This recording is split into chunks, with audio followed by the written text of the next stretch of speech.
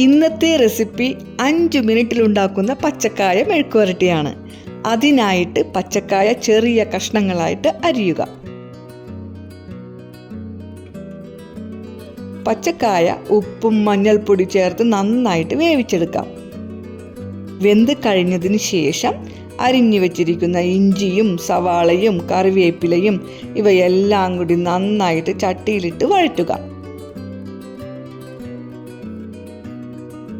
ഇതിലേക്ക് കുറച്ച് മഞ്ഞൾപ്പൊടി, കുറച്ച് മീറ്റ് മസാലപ്പൊടി, പിന്നെ ഉണക്കമുളക് പൊടിച്ചതും കൂടി ചേർക്കുക.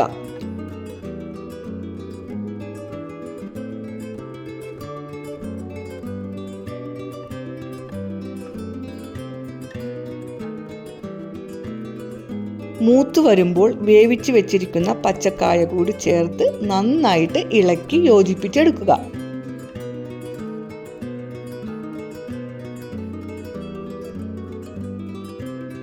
പച്ചക്കായ മെഴുക്കുവരട്ടി റെഡിയായി.